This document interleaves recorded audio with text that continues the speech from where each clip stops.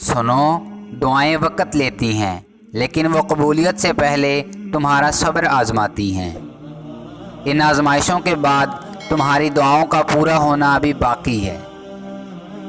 دعا گرتے ہوئے کو تھام لیتی ہے، دعا بکھرے ہوئے کو سنبھال لیتی ہے۔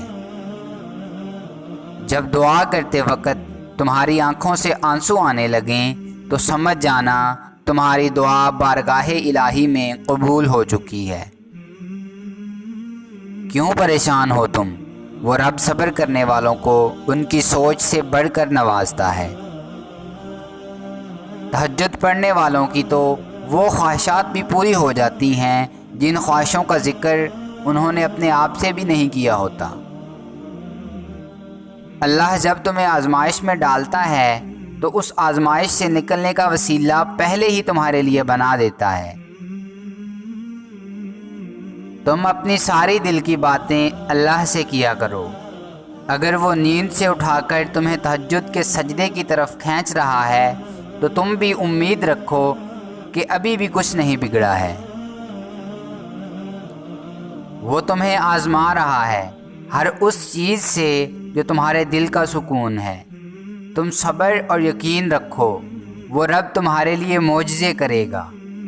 جو آزمائش کے وقت صبر کرتے ہیں وہ اللہ کے بہت قریب ہوتے ہیں۔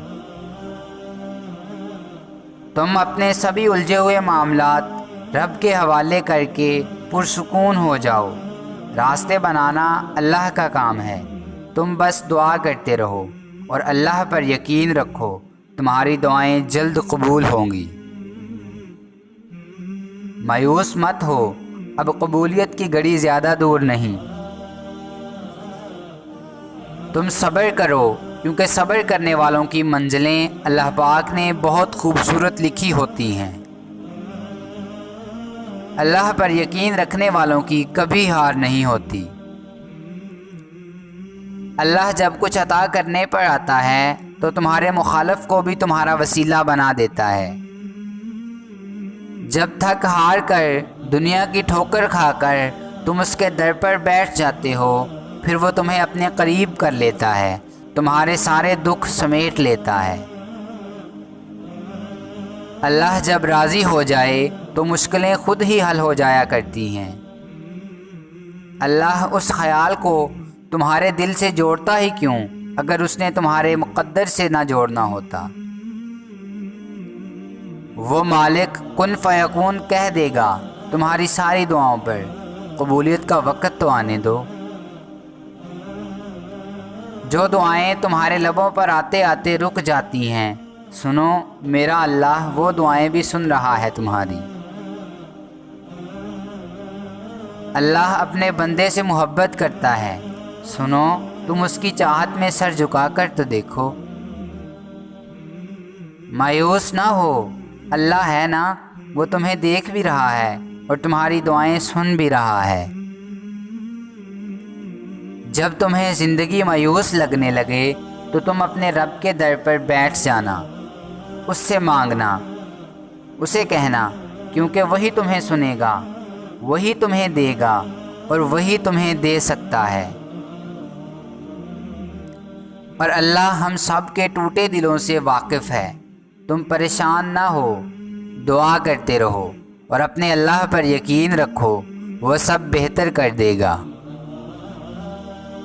تہجد کے وقت انسان اللہ کے بہت قریب ہوتا ہے، اتنا قریب کہ انسان اپنی ہر دعا پوری کروا سکتا ہے۔ تہجد کے سجدے میں الجھی ہوئی زندگی کو اللہ تعالیٰ کے سوا کوئی نہیں سلجھا سکتا۔ جو تہجد پڑھا کرتے ہیں اللہ تعالیٰ کو بہت پیارے ہوتے ہیں، اور جو صبر کی انتہا کرتا ہے اسے پھر معجزوں کی انتہا ملتی ہے۔ اور پھر اللہ پاک تمہارے زخم ایسے بھر دیں گے جیسے وہ کبھی تھے ہی نہیں۔ اور پھر رب کے فیصلوں میں راضی ہونے میں ہی تمہاری بہتری لکھی ہوتی ہے۔ دعا کے بعد یقین بھی رکھا کرو کیونکہ وہ المجیب ہے، اور پھر میرے رب کا کرم ہو ہی جاتا ہے اپنے پیارے بندوں پر۔